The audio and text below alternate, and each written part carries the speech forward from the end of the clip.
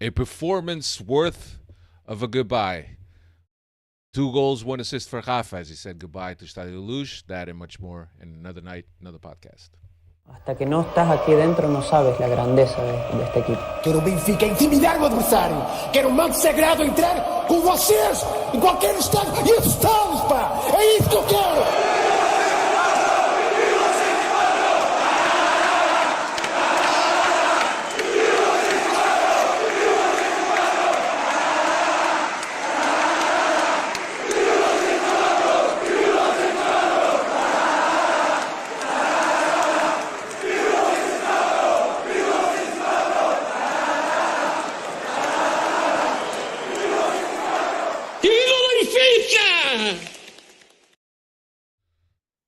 What's going on, everybody? Welcome to another edition of the Talking to the Doll Benfica Pat podcast.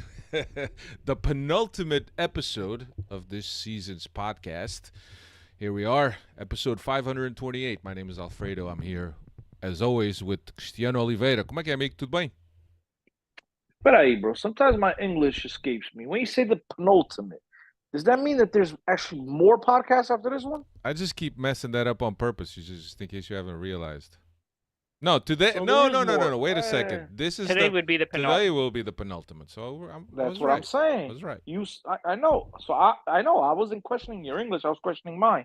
Just saying. So penultimate. That means that there's this one. There's more after this. There's one more after this one.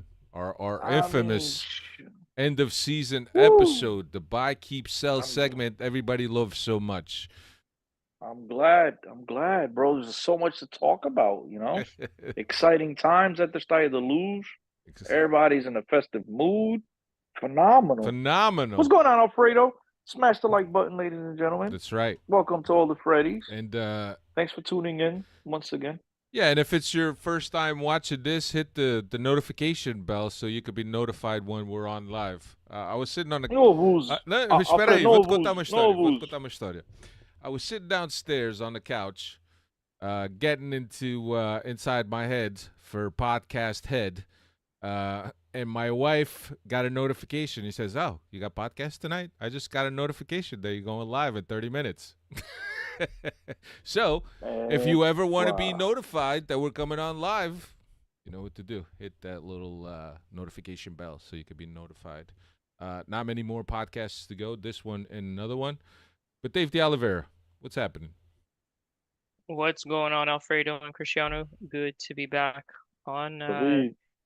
We're just counting down the days here for the end of the season to put a bow on it, dig it in the ground, and bury it. And never talk or think about it again afterwards. Yeah, counting down the days is right. But look, I think that with this past weekend's game, we don't have much to complain. A 5-0 win over Arouca at Stadio Luz. I mean, we can complain. We Alfredo. can always I mean, complain, we- right? I know if you really want to go down that road. I mean, podemos ganhar por mais, bro. Pois era. I was gonna say the way that some supporters and some people I saw on Twitter thought we were losing 5-0 based on. Bro, did you? I didn't see that. That one I didn't catch. No, look, I don't think I've ever been so indifferent about a 5-0 game. I guess in a way it speaks to, it's the end of the season. We got nothing to play for. The things that we talk about here on the podcast in terms of let's get those younger kids into a routine, used to playing at Stadio Luz when there's less pressure. Give them some burn out there with the usual titulares, and we hoped for that. We wished for that, but did we see it? No. No, we did. Oh, I'm over chewing on sour patches. But we did see a unicorn in this game, though. We saw a unicorn. Tankstead scored. That's the other one. Casper actually shot and it went on goal. That's right. He actually attempted a shot on goal and he scored. Went around the I mean, that's went around something the we keeper. Yeah, we don't see many of those. We don't see many of those. Yeah, Yeah. went around the keeper. Yeah, but we'll be talking about the Arouca game. We'll also be looking ahead to Rio Ave, which is the last game of the season, and obviously No, we're not. No, we're not, Alfredo. Don't we're lie. not. No, yeah, we could do that. Let's just let it roll. I was telling this to Dave before you came on, Cristiano, but I'll tell everybody. So during the afternoon, I texted Cristiano and I said, Cristiano, it would be really, really cool if we did shots and we drank throughout the whole show, and this would be our drunk show. And he wasn't too warm on that idea. No, I can't. Unfortunately, I don't drink. I can't do. But You, you, the two of you can. I mean, I'll gladly. you're taking babysit. medication, right? That's why. I almost wish you would, because I like to see Alfredo let loose. Because you're normally the reserved one on here. It's either me and Dave going at each other or going at somebody, and you're like the guy that's just driving the bus along and like, hey, pit stop. Go ahead, Chris, jump in. What you got to say? Now it's Dave's chance. So like, yeah, I'd like to see you a little bit, content, happy. I don't think it would be happy though. Chris, this season. we all know what happened last time I was drunk and we attempted to do a podcast, right? No, I don't remember. Drunk on that peach Crown Royal at your house, and no, that's what I'm saying. I remember doing the podcast, but I don't remember anything else. That's what I'm saying. You remember me trying to attempt to turn on the mixer, the computer, and I couldn't figure it out. Oh.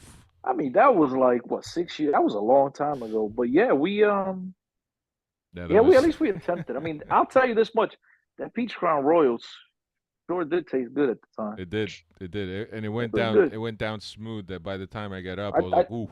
I think we should get a bottle and sit down and sit with Roger Schmidt and have a conversation over peach Crown Royal. What do you think? I don't know, man. It'd be an interesting conversation. After that night, I don't know if I could smell a peach Crown Royal, man. It's just no. I didn't say you have to drink it, Roger. I think Roger's gonna need a lot more than just peach Crown Royal. Maybe he needs. Roger anda com garrafões de como é que é? Ran Rossi. Como é que é o vinho tinto Rossi? Carlo Rossi. Carlo Rossi. Hey, Dave, what's that chemical that they inject you with the truth serum? Sodium pentanol or something like that? The truth serum? Oh, I don't know. I'm the SATS guy. I'm not a physician. Where's Carlos when we need him? Yeah, it's sodium pentanol, I think it is. And if it's not, that's And what's that do? It's truth serum. For once, he was gonna say how crappy the team has been all season instead of top game, top players, top. But is that a real thing, or are you making it up? So, like, they'll inject you with truth syrup? Yeah, truth serum with the sodium pentanol. Serum? I never heard of that, bro. Truth but serum. I know. I got a group of friends that can sure as hell use that, though. Because them guys lie through their teeth. So it's the first time I hear about it. You never heard, you like to watch so many spy movies and series, and you never seen anybody get injected with that? I do. It's my favorite. It's my love. With truth serum? Truth serum. Se fosse assim tão fácil, não havia mentirosos neste mundo, bro. Zé Pisa is here. He's going to help us out. Zé, who? Zé Pisa. Zé, help us out. What is that chemical that people get injected with? That's a truth serum. It's I think sodium you watch pentanol. Too many I think it is sodium pentanol. You watch too many sci-fi movies, bro. And there's been too many Star Wars. No, I'm dead serious. That's Dave. You ever heard of that? I've heard of truth serum, but not the actual chemical name. Sodium pentanol, I think it is. Dave, think about your president right now. The way things are in your country, he'd be injecting everybody with that shit. He wouldn't want to. He wouldn't want to know my my real truths though. But I might end up in Siberia if that was the case. They're gonna start checking your Twitter from tweets from 10 years ago. So if they haven't already done so, yeah. Yeah, exactly. So they'll inject people with that. But yeah, that's great. I never heard of that, but that's what's up. Before we start talking about the Arouca game, let me say hello to all the Freddies. I already said hi to Zé Pisa, Kevin, Chico, Manny Valadão, Cristiano Oliveira, Diogo Reis. Isn't pentanol like what they inject NASCAR cars with? Pentanol or something like that? That's ethanol. Oh, okay. There was an all in there. I knew it was close. It was close. See, look, yes, that's it. That's what I was about to say. Yeah. Sodium pentanol. Yeah, anyway. Back into this Arouca game. I'll give you the lineup and we'll get started. Trubin was a goal. Oshness, Silva, Otamendi, and Carreras. Tino and Neves back in the middle. Di Maria and João Mario on the sides. Kokshu behind. Rafa decided to go to with that mobile front again. When you have Tankstead on the bench, Tankstead who is present in all the important decisions for Benfica, but now he's no good for Arouca. Go figure. And he's available because the other two strikers, for some mysterious reason or another, I guess they're injured, Yeah, right? no, The but He reports said they came were out that injured, they're right? injured. but let me They're gone. yeah, Cristiano, you're absolutely right. But let me say something, right? The lineup was announced, and it's usually announced 1 hour before game time. And it was announced the lineup plus the benches, and nowhere on the bench or on the lineup is Marcos Leonardo or Artur Cabral. So it kind of leaves you kind of scratching your head. It was like, whoa, was there a blow up at the Seixal? It's a Brazilian revolt. Nothing. And then during the pre-show, maybe half hour into the pre-show and a half hour before the game started, the guys at BTV did say that Marcos Leonardo were hurt and Cabral were hurt. But begs the question, right? Because once upon a time, Benfica used to have a boletim clínico, right, where they would announce the players that were injured, right? So everybody knew. So now, half hour before the start of the game, every single fan is wondering why Cabral and Marc Leonardo are not on the lineup and creating these narratives inside their heads. It's the typical. Yeah, including the admin from the Benfica podcast Twitter account. Yeah, Chris, including you. Me? If now I'm the admin. But no, I'll take a bullet. Yeah. But yeah, look, Alfredo, I understand. I mean, I understand both sides of the coin. You know what I mean? I get it that like it'd be nice to know, but at the same time, like game day doesn't really matter as long as they let you know. I guess. I mean, I don't know. I guess it's always nice to know, and especially today and age where there's so much gambling involved. Yeah, I guess it'd be important to let people know. I guess I'm not. Yeah, I'm trying to Yeah, but I mean, look for reasons why not to care. But look, I know that if you're a professional gambler, you're obviously waiting for the lineups to come out in order to pick a goal scorer or to even give us a stab at what the final result or how many goals are going to be scored. But certainly that's important to know. But I don't know. I think, Cristiano, in a way, we're kind of spoiled by American sports, where every day there's a bulletin, a clinical bulletin that comes out on the active teams of what players are active, where teams are injured. Unless you follow hockey. Hockey is like you got your arm chopped off, like upper body injury. Upper body injury, lower body. Lower. They don't tell you anything out. Like you're missing an arm, like upper body injury. You know what I mean? Yeah, Alfredo. In other sports, you're right. Yeah. Especially baseball and stuff, they let you know, on daily updates and all that stuff. But yeah, look, let's get back to the game. Yeah. To the lineup. Go ahead, Cristiano. You got. I don't know, man. I'm looking at this lineup and like I understand Rafa playing. It's his last game. I guess he told the coaching staff and the front office, I guess the day before, whatever it was, that this will be his last game at the Stade de Luz because he has made a decision that he is not coming back. And so I understand him playing. But in terms of like, I love Di Maria, but Di Maria, João Mario, like what are you playing these guys? Honestly, Di Maria, give the guy a break, let him rest, who cares? João Mario, what do you like? I just don't understand. You have kids that are looking to make their debut. You have other kids that have played been on the team all year long and really haven't gotten that many minutes. I thought it was an opportunity to rotate, an opportunity to get some of these kids an experience to play in a pretty much, I don't want to say sold out because it was short, but still 50,000 fans in the stadium. A lot of these young kids haven't played in atmospheres like that. Even though it was going to, and again, it could have been one of those hot atmospheres in terms of people protesting, or it could have been what it turned out to be, a festa. But nonetheless, I don't understand. Like there was nothing at stake in this game, win or lose. Yep. You're gonna finish in the same position. So I don't want people to say. I know some people are listening to this and they're gonna say, "Here comes Chris being negative once again." But I just think that even when you have an opportunity with nothing at stake to play some of the young kids, you're playing the João Mario of this world for what? Explain to me for what? Yeah. What do you? I mean, what do you have to gain by doing that? I just do not understand. I think looking at this lineup, you can make the argument for Rollheiser to get the start instead of João Mario, right? Even though Rollheiser has been deployed more on the right, but that's not to say that he can't play on the left. I think that Rollheiser has done a lot more than Gouveia in terms of wanting more minutes or calling out No, more I don't minutes. know. I think Gouveia had his flashes. I think Rojas has had his flash. The one thing that obviously is in Rojas' favor is something I mentioned to you guys. I think I don't know, whatever, in the recent podcast, which was, what's the point in paying 500,000 euros for to have this guy? I just it's just, man, you combine it with every decision made throughout the season, and it just leaves you scratching your head because, as we've seldomly said here on the podcast, none of us understand what the hell's going on. We don't know what's the coach's mind. When we say it's one thing, the opposite happens. So I don't know. But again, there's an opportunity to give this kid his first start. Yep. Now, if it is, let's just say, because there's no confirmation one way or another, but let's just say that Di Maria does leave. Rafa's obviously leaving. That's two winger spots that are going to be up for grabs. And let's say Rohrheiser in the preseason plays really well, and now he's going to get the first crack at the right wing position, for example, right? Yep. I know Schaldrup would be coming back or whatnot, but there's other guys that are going to have a say. But let's just, for this hypothetical reason, let's just go with this, right? Rohrheiser plays really well.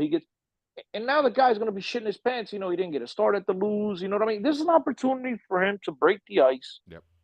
And I just think that that's the way you properly manage your roster. Give these kids opportunities. That these guys are not going to be nervous the night before the game and all this stuff. And I don't know, man. And I say this often, and some of you listeners might actually believe in this, but Nobody does. Yeah, that's I think that's the majority of us. We think we know, but it's either há muitos burros ou eu que sou grande burro. Como é que dizia o escolário? E o burro sou eu. But yeah. But look, a typical end of season game, sunny Estádio da Luz. I always like to see Estádio da Luz in a daylight. It's always a much prettier sight. Chances right off the bat. Rafa with the chance in the sixth minute. João Mário with that redirect that hit the post.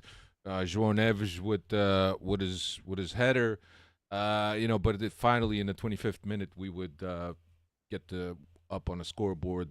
PK from Di Maria. After offering Dave.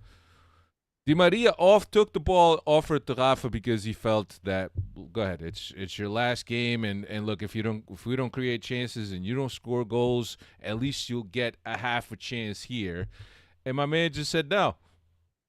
That's Rafa's, put a bow on it. That's Rafa's career, right? Like, how am I gonna put this nicely? Because I don't know if I'm in the majority and the minority here, but like, it's a sending off present, like you said, and it's not even like there's a lot of pressure on. I don't know why the guy didn't want to take the penalty. I don't know if he doesn't feel confident in penalties. He never has and never will, or what have you be, but he couldn't. It seemed like he couldn't be bothered, or just let Di Maria take it. But little things like that just bother me with them.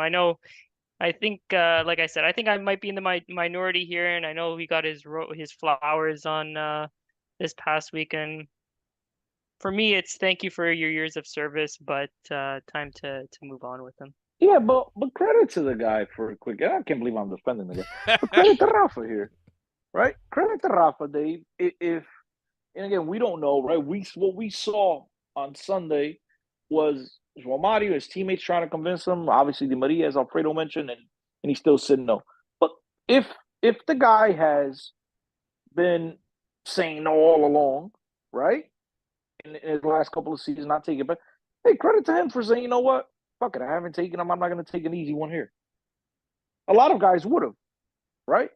But if he has been turning them down, and now I don't recall, like, he didn't take any of the PKs against Marseille. He didn't take any of these PKs. I'm trying to think. Maybe the guy just does. Yeah, he didn't. No, against Marseille, he didn't, for sure. Because it was Di Maria, Coxu, Otamendi, and he might have already been subbed off. Oh, yeah. Or forget that. Roger doesn't make subs. I think no, but you're right. I don't recall now. But maybe you're right. But the point is that I don't recall Rafa taking many penalties in his time at Benfica. Yeah. And so I'm just trying to defend the guy, right? Because somebody has to. If he's been turning him down, so credit to him for not saying, you know what, fuck it, I'm gonna take it now. That's it. Yeah. And then in the 31st minute, another PK. And again, offered to Rafa. And Koksu said, fuck it. If you don't want it, I'll take it. I probably got some kind of goal bonus clause in my contract, and I need all the goals I could get. See, Koksu bothered me more than Rafa. Why? Because he was a greedy bastard? No. Because if that was me, shit, I'm taking the ball too. But no. Bothered me more because he scores a PK and then like stares down the crowd like, you want to score a goal to show your displeasure? Like, what are you doing?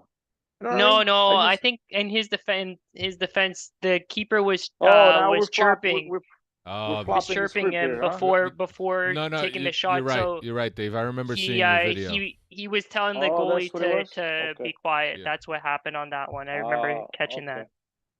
Dude, it's correct. Good job, Dave. yeah, it's and I think that we've seen throughout the season, the little that we've seen of Kokshu, that he has this leadership that he doesn't take shit from anyone. And he attitude. he defends what he Attitude. believes in, right? He got that attitude. You got that attitude, but I think that there's a certain element of leadership too. I think that more attitude than anything else. But I think it's a guy that kind of defends the interests of the team, even if it's just himself, defending himself. Exactly. But But 2-0 Benfica, and then to close out the half 3-0. That one time Rafa scored off of Auschnitz assist. That was the goal to the upper 90 close range by Rafa inside the box. And I tell you, Rafa scored 2 in this game, and I was waiting for you guys to mention his goals, whatever. But Rafa scored 2 in this game, and if you take it back to when we first started talking about this game, and I said that we could always complain that we could have been up by more. Rafa missed 2 clear chances. He did. Before. Yep. So the guy could have easily finished with 4 goals in this game. Yeah. Yep. Yeah, but look, not much to say about the first half. It was a pretty easy game. I don't think Arouca had a shot on goal that whole first half, if I could recall. Dave, could you look up the stats real quick? I don't think they had maybe 1 or 2 shots on goal the whole game, if I recall. But yeah, second half, open up the second half with Rafa's second goal off of a Carreras assist, 4-0 Benfica. Then in the 65th minute, started doing the subs, and I almost fell my chair, 65th minute. But then again, you're up 3-0 at the half, nothing to play for. Why can't guys get in at the half? You have 5 subs, my man. 5 subs. Yeah, at least he made the 5 subs this match here. He didn't save him in his pockets. Yeah, Murato came in for Antonio Silva. Gouveia came in for Tino. Then in the 76th minute, more subs. Rolheiser this time for Di Maria. Tankstead came in for Koksu. And then Tankstead would get his goal 1 minute later off of a Rafa assist. Tankstead went around the goalie and did not miss the goal. 5-0 for Benfica, and that's how the game would finish. No losses at home for Benfica all season. And I don't know if that's domestic or overall. Dave, I guess you could check me on that. That's league competition. League competition. Yeah, because we lost to Leipzig. No, it was more than league competition. No, but we lost to Leipzig. We lost to Leipzig and Sociedad. No, maybe drew against Sociedad, but that first match in Champions League against Leipzig, there we dropped. So that was the one game. That was the one game we lost. Yeah, but undefeated in league competition this season. Because I thought I saw we won 22 or 23 games at home or something like that. That's why I'm saying that. Yeah. Okay. We also saw in the last minutes of João Rego. To be honest with you, I hadn't heard of João Rego. That kid's nice. But from what I heard, he still needs quite a bit of time at the B team in order to step. I'm gonna make a bold. I don't want Chris, to make a don't bold get people prediction. excited, Chris. Why are you I'm gonna gonna do say. that, Chris? I'm gonna say. I barely do when it comes to this, but I'm a bold comment from me. Everybody's gassing up Gouveia, and I think this kid's gonna be a better player. That's it. Let me keep going. Dave, Keep going. write it down.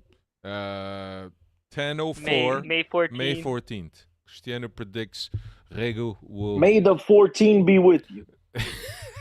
I'll put that in the same drawer with Ferreira and those other guys too. Ronnie Lopes. All of Chris's predictions. Ronnie didn't come. No, he didn't. Listen, I gave up on prediction. Once Cavani let me down, bro, that was it. Shit. You got burned. My international. You got burned with that yeah, Cavani, bro. My international. I would have been the Fabrizio Romano of this world, but yeah, once Cavani screwed me over, that was it. I quit. I gave that up. That was it. All right, now instead of people praising Fabrizio Romano, it would be Fabrizio Cristiano. Would have been the man. Kevin is saying that Benfica also lost to Sporting na Taça da Liga. Yeah, I think it was only domestic. Taça da Liga, Taça Portugal. Yeah, so I guess it was domestic. But we didn't play 23 league games though. Because I saw like 22 or 23, or unless I'm bugging. But I could have sworn I saw something like out of the 23 home games we played or something like that. I don't know. All right, It's been such a memorable season that it's hard to remember every little thing. You know what I'm saying? You got selective memory all season long.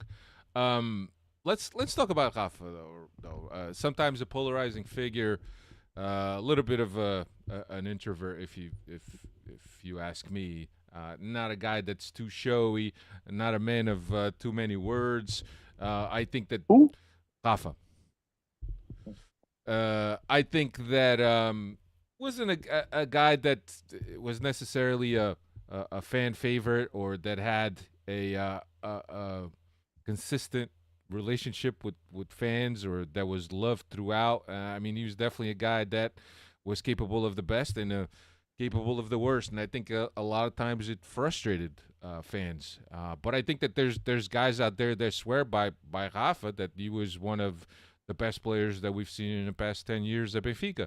Certainly, you can make an argument that you could look at his numbers: 326 games for Benfica, 94 goals, 67 assists. I mean, those are significant numbers. As a matter of fact, this last goal at Stadio Luz equaled Pizzi in all-time scorers for Benfica. So it's a guy that, despite having some odd moments, some more than quiet moments, was a guy that goes on in history.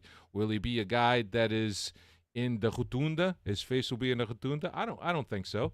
But certainly with the numbers that he's had and the titles they that he have has. some guys there. They have some guys in that Rotunda Campeões that don't belong there, so I would not be shocked. Like to who? see Rafa's Like who, face Cristiano? there, Who but would you think I don't want to say. I don't want. Stop trying to instigate. Stop trying to gaslight shit. Stop it. Leave it alone. I already got enough hate.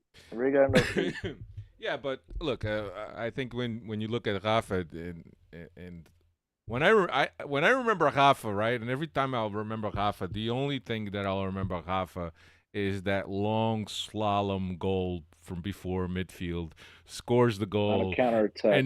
and does not celebrate. Like this will go on as highlight reel as one of his best goals. You could probably say top 5 goals for sure, right, of his career, and he scored a lot. And my man just finishes doing a play like that and no celebration whatsoever, just stone cold.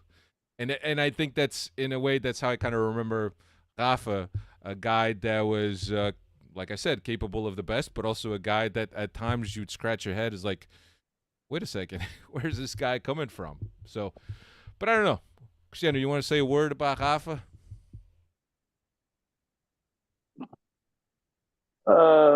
Yeah, I mean, look, Rafa will be remembered. First time at Benfica for sure. Rafa will be one of those frustrating players in 15, 20 years that we'll talk about. That had the potential for so much more.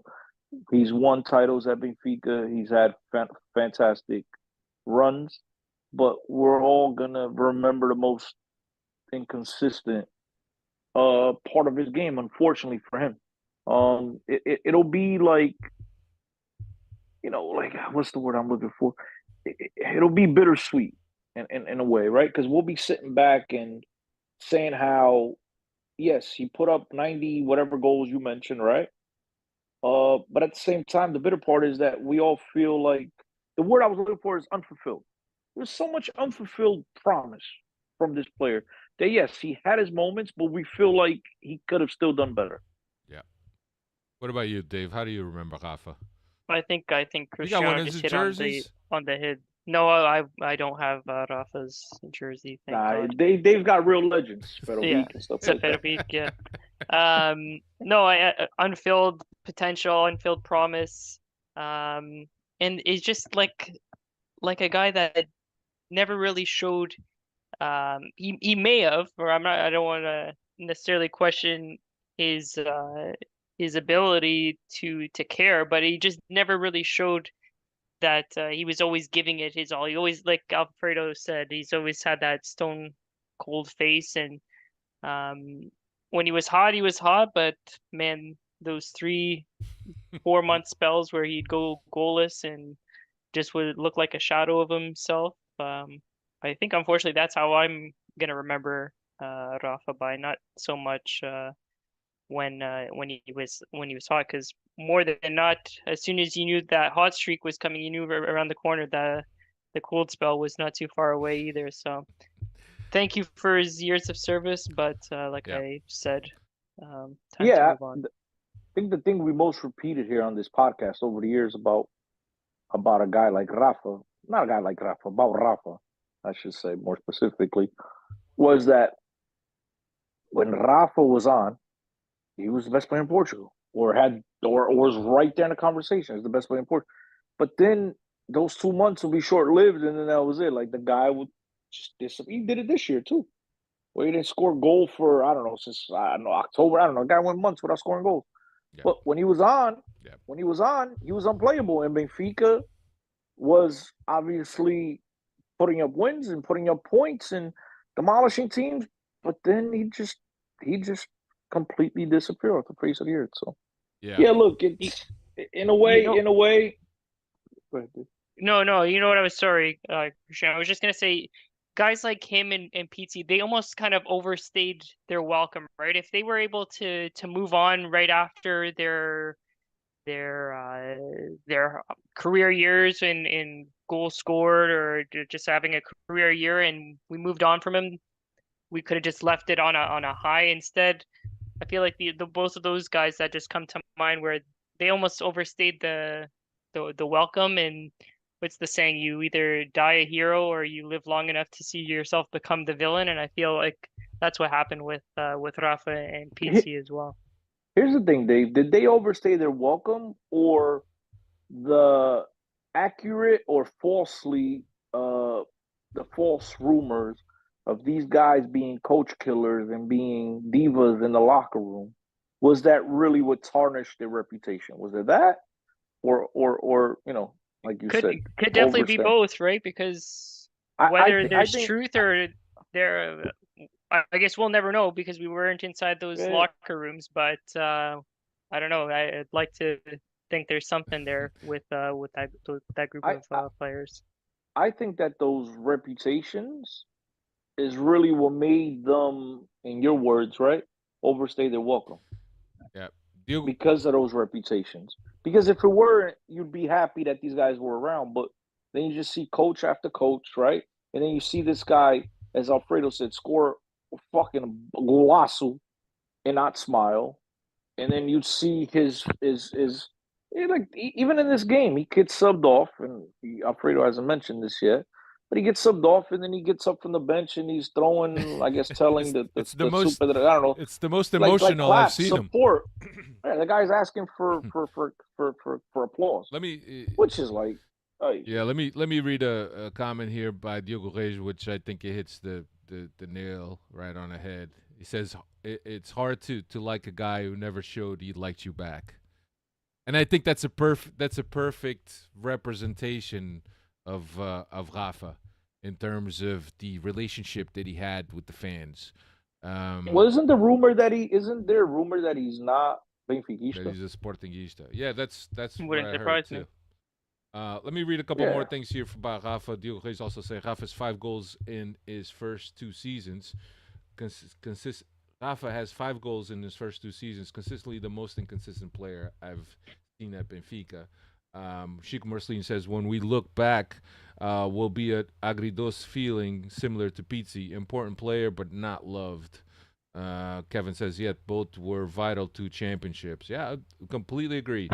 It's probably his personality, just shy and shit, and or he doesn't showboat. Is also what Kevin says. But look, I think that you get these types of mixed reactions. I think, but I think the biggest thing is that I think that there's players that kind of have a knack to form a relationship with the fans, being by their attitude or by the effort that they put out Their on the effort on the field. field. And I think that there's guys probably not half as talented as Rafa that are probably more loved by the fan base because they were able to kind of grow that relationship with fans than Rafa has. I think that's facts.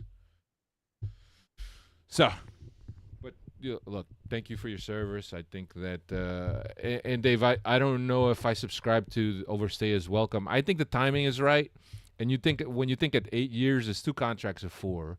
Nobody ever came and snatched them, and I don't think Benfica ever prevented him from leaving if there were offers on the table, as long as there were respectable offers. But I don't know. It's hard to think of.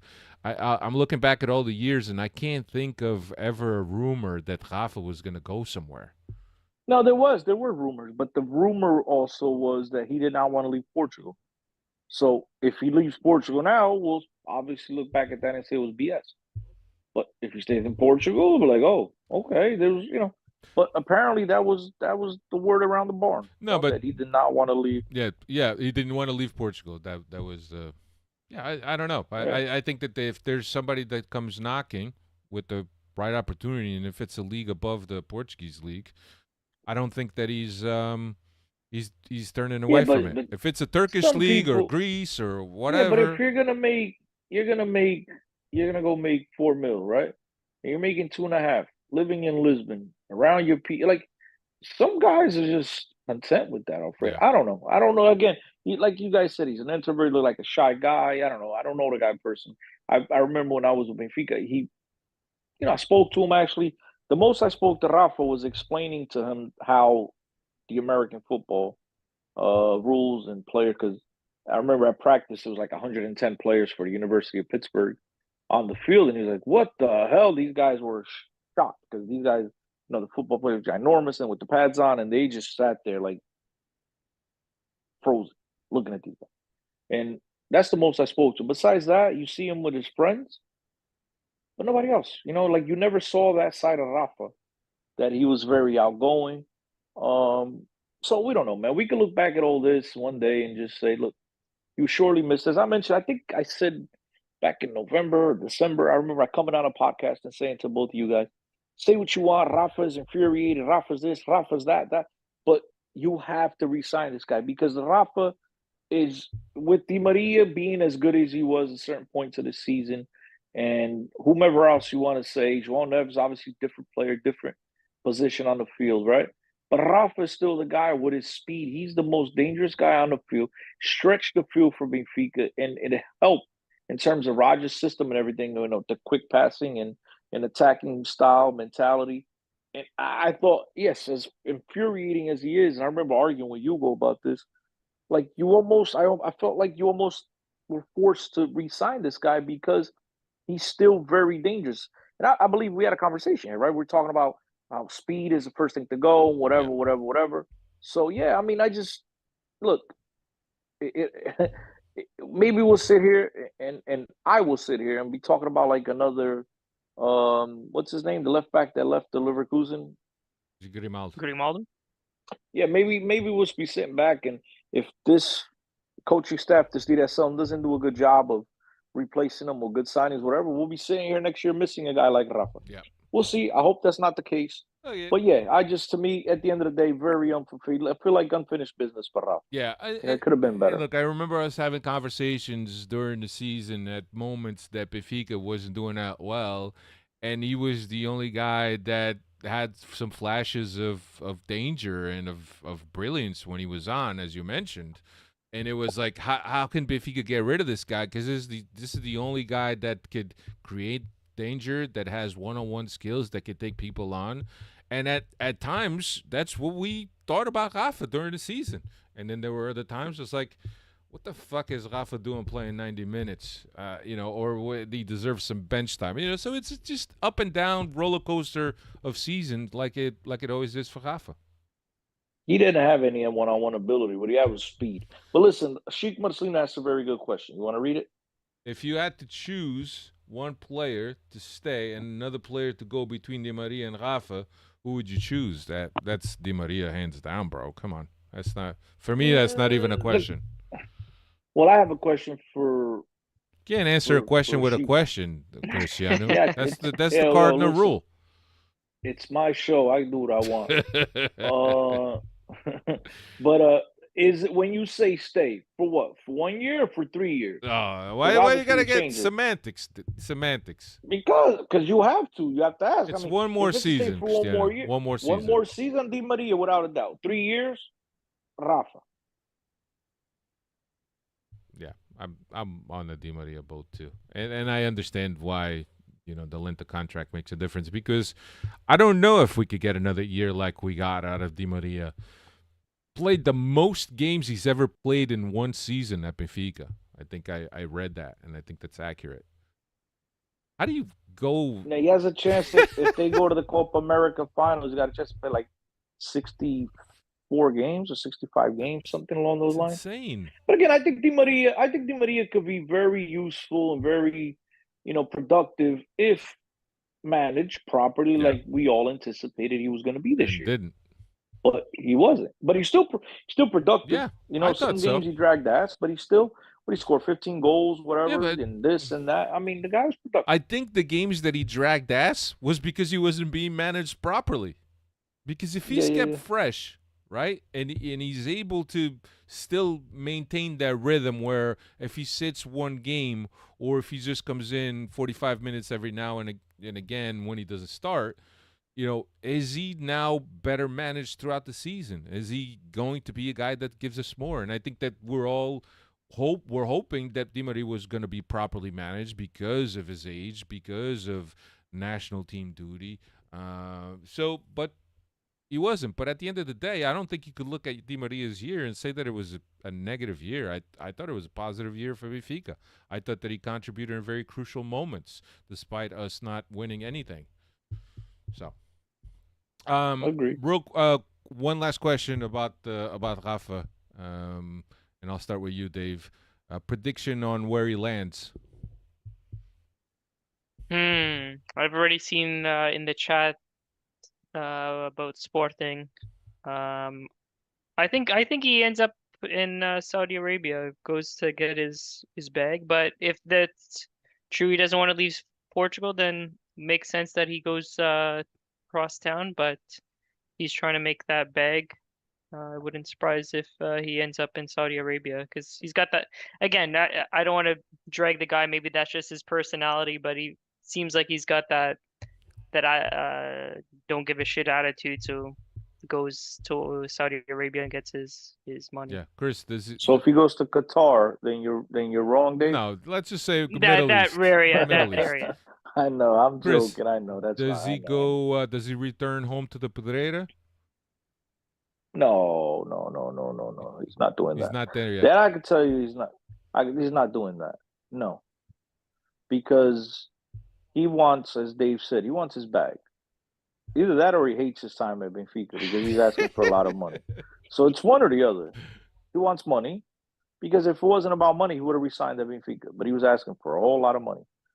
So if you were just asking, it's kind of like, you ask knowing that you're going to get the answer no anyway, right? It was kind of, if they do, they're okay, fine, I'll stay if they overpay me. So which means you really, all the stuff that we just said about him not smiling and this means that that's all true, that the guy absolutely despised being at Benfica. But to answer your question directly in terms of where I think he's going to go, I mean, I swear, bro, I'm not even trying to bail out of this one. I have no clue. That's why it's called a guess, Cristiano. Yeah, but then you got guys like Just take a guess, man. Just take a Yo, guess. You don't make it that you got complicated. guys It's not like that complicated. Come on. you got guys like Diogo Reis and they're gonna talk about meeting pro and stuff. Not gonna be able to sleep at night. Chris, you're off the hook. So, Just throw something. This is up. off the record. Nobody's listening. man, I heard Milan. Dave, write that down. No. No, but I did hear Milan. I just don't think so. I want to side with Dave. I think he goes out to the Middle East somewhere because if it's about money, I think that's where he's gonna make his most money. That's where he's gonna get the biggest bag. Kevin's saying Rafa to join JJ. Kevin also said heard some German. No, team I heard. linked. I'm more specific. I heard. I don't know the name. I do know the name of the team. Algarrafa. That's who's playing at Who went to play Pedro at Algarrafa? Pedro Martins is the coach. That's right. Chico Marcelina said, I say Germany or Saudi Arabia. Diogo Reis said Stuttgart, apparently. So Diogo Reis seems to have the inside track here. Stuttgart's not paying him more than Benfica, bro. So forget about that. I don't think if he goes somewhere, he's got to go. I said I didn't want to be tied down to this, but look, I'm being specific. I say Algarrafa. Algarrafa. Yeah. Algarrafa. No Algarrafão. Algarrafa. Yeah. So he's gonna get his bag and his bottle then. That's right. Yeah. Multiple ones. Anyway, changing gears to the last game of the season, the Rio Ave happens this Friday, 8:45 local. 10th place, 11 games without tasting defeat. Currently can only get to 9th place if Farense were to lose against Portimonense and Portimonense in that battle that could dictate Portimonense's playoff spot, relegation playoff, I should say. No Ba, no Neres, no Marcos Leonard, Cabral. I haven't heard anything in terms of Cabral being unavailable, and this is according to 0-0. I don't know how much inside information that they have, but that's what they have. No, Cabral is a possibility. There's a possibility Cabral could recover for the game. Yeah, there you go. And that's it. What else? I don't have much else. What else could we talk about? Okay, let me ask some questions. Ask a question. Does Roger Schmidt field the same 11? Because obviously that's a repeat. There you go. That's a good question. Or do we finally see the kids, play? Like Cristiani, does he make his debut? Does João Rego play again? Does Di Maria, João Mario, Otamendi, these guys just stay in Lisbon and Cascais or wherever it may be and they play the kids? Cristiano, what do you a equipa que ganha 5-0 não se mexe. The guy's been stubborn all year. You think on the last game of the season he's gonna see some light? He's gonna change it up. He's gonna change it up because it's already been reported in the newspaper that he's already been having meetings with Rui Costa and the structure planning next season. So maybe he'll give in. Maybe he'll give in to temptation, give in to the fans' wishes, and maybe he'll make us all happy in the last game of the season. I don't know. What do you think, Dave? I wouldn't put money on that there. I think he's, like I said, he's been stubborn all season, so I think we would be foolish to think any otherwise that he's gonna change from his tactics at this point. Even though I'm not gonna say I don't agree with it, but we know Roger how he is, so I Does RS take a victory lap and say goodbye to the fans? Only if he's protected by the police, because he might get hit by a bottle of water. He's got to have some shields in front of him. Yeah. Okay. Next question. Can I ask another question? Go ahead, Chris. You get full of questions. You took notes today. That's great. Penultimate episode. No, and you finally came prepared. No, he's asking the questions. We're providing him the answers. No. Yeah, I take no notes. You should know me right now, Alfredo. Question. How did you guys feel about the atmosphere, the whole festive atmosphere at the and you, Freddie's too, in the chat. Please answer this. How'd you guys feel about the celebratory atmosphere at the start of the lose on Sunday? I'll go first. Just so I can get out the way. Um, I kind of had a little problem with it. Obviously, I don't expect people to go there and be crying or anything like that, but like celebrating and acting like all's well after a disastrous season, I kind of had a little bit of problem with that. I'm not asking for no violence or anything like that. Don't get me wrong, but I just, it just, Alfredo, Dave, you guys know how I always talk about hygiene, and in a nutshell, you've seen why Benfica's in where they're at in today's, in terms of whatever. See why this club has been far from being the club that they once were, because everybody's just content. Everything was fine. Again, yeah, celebrate the goals. Don't get me wrong, but it was like nothing was wrong. Like the whole season was top, was phenomenal. But how'd you guys feel? Look, I think that I gotta take it with a grain of salt because number one, I'm always very doubtful in terms of the atmosphere sound that's being broadcast by Benfica TV, especially this late in the season. There were signs, Roger out by the no name. There was also some ex posts that showed security guards escorting a young lady out or taking one of those signs out or whatever it was. And look, these are things that we don't see through the TV. So I don't know. Being a spectator that's thousands and thousands of miles away and resorting to BTV to provide me with sound and sight. I don't know if it's a true representation of what was going on in the stadium. I wasn't on the stadium. I couldn't tell you. But I understand what you're saying, Chris. In terms, I think that there's people have to be a little bit more reflective. I think in terms of how the season went and how do they want to support this team the next season. But I do understand what you're saying, Chris. Actually I didn't expect more of a somber atmosphere just because of how we've seen the stand culture, the fan culture, especially the ones on the different sides of the stadium that are not the supporter sections. Yeah, I don't know. Dave, what about you? The only thing, and I get where you're coming from, Chris, in terms of reflecting after a piss poor season, especially with all the expectations and the roster that we had. I'm just wondering, especially if we go down the route of keeping Roger Schmidt on board, when are we?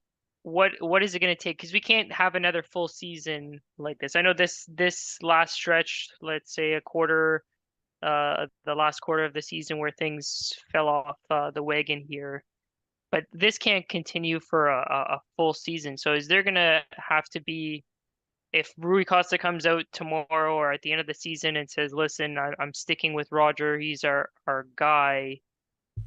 I would hope, whether or not we agree with the decision or not, we still need to support the club going forward, because this fractioning of support, and you're for this guy and not for this guy, and I'm for voicing your displeasure, but we can't have another full season or go into a full season like that. It's not going to breed success, and I know Rogers already said that in his presser too. So I'm just wondering if we go down that line, what's gonna have to happen, or to get everybody back on board. Is it Rui and Roger coming out, Well, taking accountability and explaining themselves and I'll hoping answer for a that. fresh start?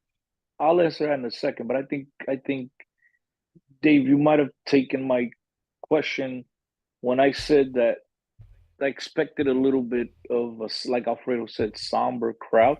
Wasn't Hmm. wasn't like it wasn't directed and I didn't mean that directed at Roger Schmidt. I was just meaning in terms of protesting the season, not a Mhm. Roger Smith, right? So I see what you're saying, but it wasn't directed towards Roger Schmidt.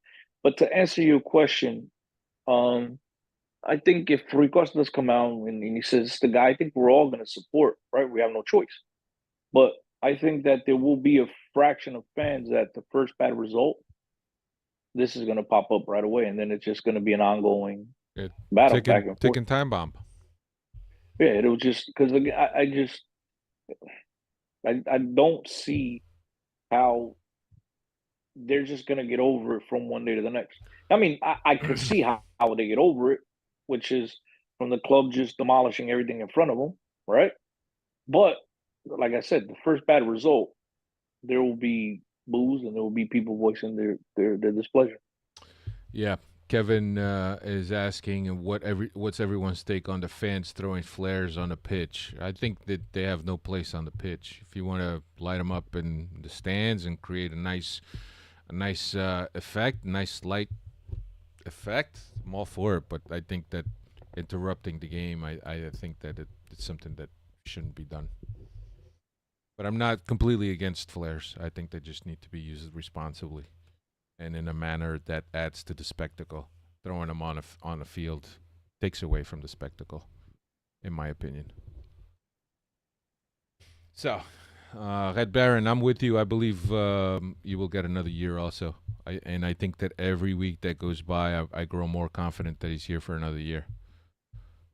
So, we'll see. You know how I feel. If he does, I think he's got to be really sure about this next season. He's got to be really sure because if not, this could be the beginning of his demise. Yeah.